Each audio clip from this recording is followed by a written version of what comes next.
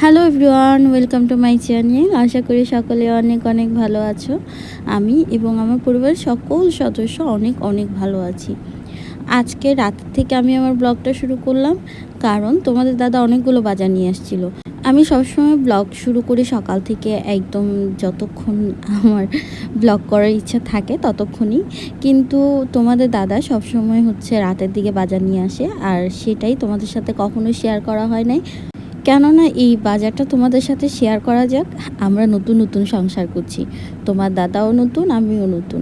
এতদিন তো বাবা বা শ্বশুরের হোটেলে খাবার খেয়েছি, কখনো নিজেদের মতো বাজার করিনি। তো ইদানিং তোমাদের দাদা বাজার কিন্তু খুব একটা ভালো করে না। সেটা বললেও তোমার দাদা আবার রাগ করে, সেটাও আমি তো আর বলছি না আর কি। তোমাদের সাথে শেয়ার করছি ব্যাপারটা হচ্ছে এরকম। তো এরপরে হচ্ছে রাতে কিছু রান্না হবে, সেজন্য সব কিছু কেটে ধুয়ে রাখলাম।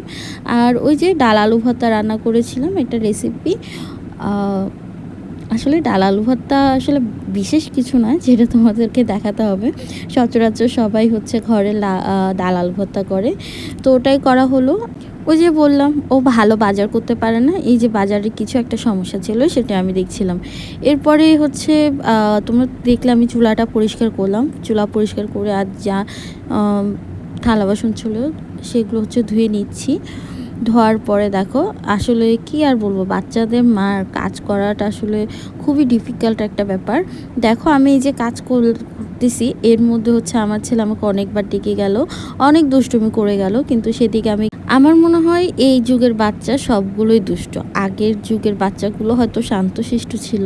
যেমন আমার মা আমাকে বলতো, তুই অনেক ভদ্র ছিলি, তোকে যেখানে বসিয়ে রাখতাম সেখানেই বসে থাকতি, তেমন বিরক্ত করতি না। আর আমার অবস্থা হচ্ছে তার হচ্ছে উল্টো। আমার ছেলে এত এত দুষ্টুমি করে, কাজ করতে বসলে 100 বার উঠে ওর পিছনে দৌড়াতে হয়।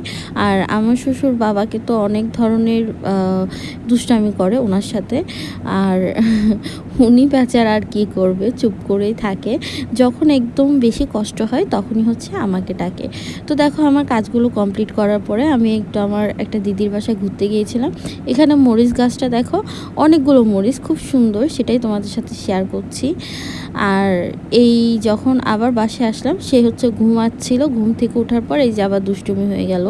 ও হচ্ছে এখন বালিশ দিয়ে খেলা করবে, ওর বালিশ দিয়ে খেলতে অনেক ভালো লাগে। ও আমাকে এত সুন্দর করে আদো আদো কথা বলে যে ওকে মানে কিছু বলাও যায় না। দেখো ওকে একটা দিয়েছি বালিশ, আমি আরেকটা নিয়ে হাঁটছি। বাচ্চারা না এত মায়াবী মায়াবী কথা বলে যে ওদের বকাও দেওয়া যায় না। বালিশ নিয়ে গেলেও হবে না, ওর এখন হচ্ছে বাটি লাগবে। ও হচ্ছে ফুচকার দোকান দিচ্ছে, চটপটির দোকান দিচ্ছে, সেজন্য ওর থেকে বাটি লাগবে। এই বাটিটা কিন্তু ওর পছন্দ হয় না। ও আমাকে বলছে যে বাটিটা চেঞ্জ করে দেওয়ার জন্য। আমি ওকে চেঞ্জ করে দিচ্ছি, কিন্তু হবে না, ওকে এই বাটিটাই চেঞ্জ করে দিতে হবে। দেখো কি দুষ্টু। এইভাবে যদি বিরক্ত করে তাহলে কার মাথা ঠিক থাকে বলো তো? আমি তো খুব নাজেহাল এবং খুবই কষ্টের মধ্যে আছি। আর বাচ্চা তো কিছু বলাও যায় না, একটু বেশি জোরে কথা বলে ভ্যাঁ করে কান্না করে দেয়। আচ্ছা, তোমাদের বাসায় কোনো বাচ্চারা এরকম করে কিনা একটু জানিও তো। তো দেখো তোমাদেরকে আমি দেখাচ্ছি, ওই দেখো পিচ্চিটা, আমার ছেলেও আমার সাথে ব্লগ করে। আর ও যে কী যে দুষ্টু, আমি তোমাদের সাথে এর পরের ভিডিওগুলোতে সেটাই শেয়ার করব। দেখলে বুঝবে যে ও কতটা দুষ্টু। সবসময় শুধু আমি বলি না, ওর কাজগুলো তোমাদেরকে আমি একদিন দেখাবো, তাহলেই বুঝতে পারবে। এখানে তোমাদেরকে আমি অন্য কিছু বলছিলাম, যেটা হচ্ছে স্কিপ হয়ে গেছে। তো বন্ধুরা, সবাই ভালো থেকো, সুস্থ থেকো, দেখা হবে নেক্সট ব্লগে। টাটা।